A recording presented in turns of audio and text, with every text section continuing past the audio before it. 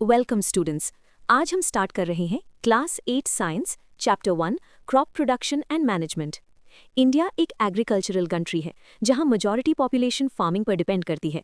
इस चैप्टर में हम सीखेंगे कि क्रॉप्स कैसे उगाए जाते हैं, कौन कौन से स्टेप्स फॉलो किए जाते हैं और कैसे फार्मर्स बेटर यील्ड अचीव करते हैं। एग्जाम पॉइंट ऑफ व्यू से ये चैप्टर बहुत इंपॉर्टेंट है क्योंकि इसमें डेफिनेशंस, स्टेप्स, डायग्राम्स और फ्लो चार्ट्स डायरेक्ट क्वेश्चन बनते हैं। तो चलिए स्टेप बाय स्टेप चैप्टर को स्टार्ट करते हैं। चैप्टर 1 का पहला टॉपिक है क्रॉप। क्रॉप का मतलब होता है सेम टाइप के प्लांट्स जो लार्ज एरिया में ग्रो किए जाते हैं, जैसे वीट, राइस और मेज। डिफरेंट सीजन्स में डिफरेंट क्रॉप्स ग्रो होते हैं, इसलिए क्रॉप्स को मेनली 2 कैटेगरीज में डिवाइड किया जाता है, खरीफ क्रॉप्स और रबी क्रॉप्स। खरीफ क्रॉप्स वो होते हैं जो रेनी सीजन में ग्रो होते हैं, जैसे राइस, मेज और कॉटन। रबी क्रॉप्स विंटर सीजन में ग्रो किए जाते हैं, जैसे वीट, ग्राम और mustard. Pin point exam tip है कि खरीफ रबी का डिफरेंस टेबल और एग्जाम्पल्स बहुत इंपॉर्टेंट होते हैं। खरीफ रबी क्रॉप्स। क्रॉप प्रोडक्शन के लिए कुछ इंपॉर्टेंट स्टेप्स फॉलो किए जाते हैं, जिसे हम एग्रीकल्चरल प्रैक्टिसेस कहते हैं। इसका सीक्वेंस है preparation of soil, sowing, manure and fertilisers, irrigation, weeding, harvesting और स्टोरेज। एग्जाम में इस सीक्वेंस को एग्जैक्ट ऑर्डर में लिखना बहुत ज़रूरी है। 1. Preparation of soil. सबसे पहला स्टेप होता है प्रेपरेशन ऑफ सॉइल। इसमें प्लाउइंग और लेवलिंग की जाती है। इससे सॉइल में एयर मिक्स होती है, रूट्स को ग्रो करने के लिए स्पेस मिलता है और माइक्रो ऑर्गेनिजम्स एक्टिव होते हैं। इस स्टेप के लिए प्लाउ का यूज़ किया जाता है। 2. सोइंग। नेक्स्ट स्टेप है सोइंग, यानी सीड्स को सॉइल में डालना। हेल्दी और गुड क्वालिटी सीड्स यूज़ करना बहुत इंपॉर्टेंट होता है, क्योंकि वीक सीड से वीक प्लांट्स ग्रो होते हैं। सोइंग के लिए सीड ड्रिल का यूज़ किया जाता है, जो सीड्स को इक्वल डेप्थ और डिस्टेंस पर प्लांट करता है। 3. Manure and fertilisers. प्लांट्स को न्यूट्रिएंट्स चाहिए होते हैं, जो मिलते हैं मैन्योर और फर्टिलाइजर्स से। मैन्योर नेचुरल होता है और सॉइल फर्टिलिटी बढ़ाता है, जबकि फर्टिलाइजर्स केमिकल्स होते हैं जो क्विक न्यूट्रिएंट्स देते हैं। पिन पॉइंट एग्जाम में मैन्योर और फर्टिलाइजर का डिफरेंस क्वेश्चन बहुत कॉमन है। 4. इरिगेशन।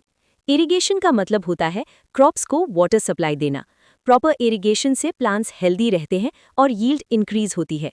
ट्रेडिशनल मेथड्स में मोट और चेन पंप यूज होते हैं, जबकि मॉडर्न मेथड्स में स्प्रिंकलर और ड्रिप इरिगेशन यूज होता है। 5. वीडिंग। वीडिंग का मतलब होता है अनवांटेड प्लांट्स को रिमूव करना, जिसे वीड्स कहते हैं। वीड्स न्यूट्रिएंट्स, वाटर और स्पेस के लिए क्रॉप से compete करते हैं, इसलिए वीडिंग बहुत इंपॉर्टेंट स्टेप है। इसके लिए हैंड वीडर या केमिकल्स जैसे वीडिसाइड्स यूज होते हैं। 6. Harvesting and 7. स्टोरेज। क्रॉप जब फुली मैच्योर हो जाती है तो उसे कट करने के प्रोसेस को हार्वेस्टिंग कहते हैं। हार्वेस्टिंग सिकल या हार्वेस्टिंग मशीन से की जाती है। हार्वेस्ट के बाद क्रॉप्स को सेफ रखना होता है, जिसे स्टोरेज कहते हैं, ताकि मॉइस्चर और पेस्ट से डैमेज ना हो। अब हम चैप्टर 1 के most important exam topics cover करेंगे, मैन्योर वर्सेस फर्टिलाइजर्स, इरिगेशन और crop rotation. Manure versus fertilisers very important. सबसे पहले समझते हैं मैन्योर और फर्टिलाइजर्स का डिफरेंस, जो एग्जाम में डायरेक्ट क्वेश्चन बनता है। मैन्योर नेचुरल होता है, जैसे काऊ डंग और कंपोस्ट। ये सॉइल में ह्यूमस ऐड करता है, जिससे सॉइल लूज होती है और फर्टिलिटी इंप्रूव होती है। दूसरी तरफ फर्टिलाइजर्स केमिकल होते हैं, जैसे यूरिया और डीएपी। ये न्यूट्रिएंट स्पेसिफिक होते हैं, मतलब सिर्फ पर्टिकुलर न्यूट्रिएंट्स प्रोवाइड करते हैं। एग्जाम टिप याद रखो, manure equals soil health, fertiliser equals fast nutrients. Irrigation. Next topic है इरिगेशन, जिसका मतलब होता है क्रॉप्स को वाटर सप्लाई देना। वाटर प्लांट की ग्रोथ के लिए जरूरी है, क्योंकि यह न्यूट्रिएंट्स को रूट्स तक पहुंचाता है। आजकल मॉडर्न इरिगेशन मेथड्स यूज होते हैं, स्प्रिंकलर सिस्टम और ड्रिप सिस्टम, जो पानी बचाते हैं और ज्यादा इफेक्टिव होते हैं। एग्जाम फोकस स्प्रिंकलर और ड्रिप सिस्टम के नाम लिखना मत भूलना। Crop rotation. अब आते हैं क्रॉप रोटेशन पर। क्रॉप रोटेशन का मतलब है एक सीक्वेंस में डिफरेंट क्रॉप्स उगाना, जैसे वीट के बाद लेग्यूम्स। इससे सॉइल की फर्टिलिटी मेंटेन रहती है, क्योंकि लेग्यूम्स नाइट्रोजन फिक्स करते हैं। 1 line answer ready. Crop rotation maintains soil fertility. Agricultural flow chart. यहाँ दिया हुआ है एग्रीकल्चरल फ्लो चार्ट, जो एग्जाम में डायग्राम के फॉर्म में आ सकता है। ऑर्डर याद रखो, soil preparation, sowing, manure, irrigation, weeding, harvesting, storage. Important advice, इस डायग्राम को एग्जाम से पहले कम एक बार खुद ड्रॉ करके प्रैक्टिस करो।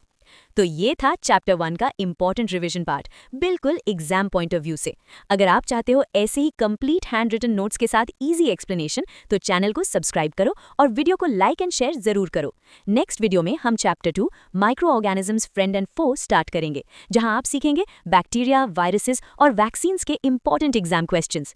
कमेंट में लिखो नोट्स डन और अपनी प्रिपरेशन को सीरियस बनाओ। Learning never ends with Aman.